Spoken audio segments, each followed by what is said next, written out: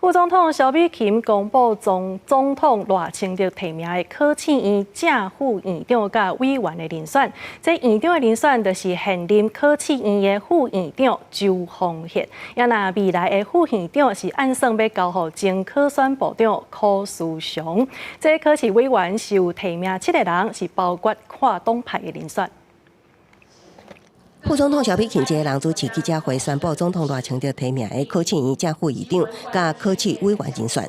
赖总统十分重视这次的提名作业，他特别指示，这次提名有2个目标。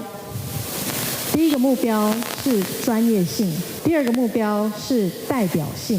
院长被提名人周凤协是现任考试院副院长，伫法制人事管理专书等领域已经有12年的经历。方进会资料完整，副院长被提名人是顶日才下任的考选部部长柯书祥。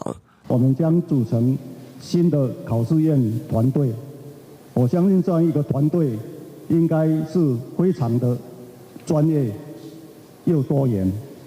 那我们如果顺利上任以后，我们将会倾听 各界的声音。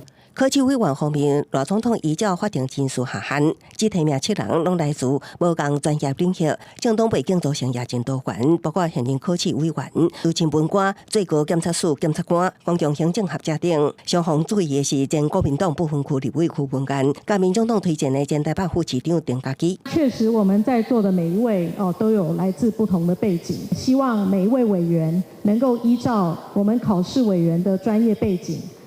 来就实质的我们未来考试院业务来关心，一起共同从国家选贤与能，来用人为才的角度来支持我们考试委员每一位被提名的候选人。 总统府随即会将提名书文送交立法院，因为这是赖总统上任后头一摆送交国会的宪政机关人事提名。名单敢是会互调也接受真受关注。记者综合报道。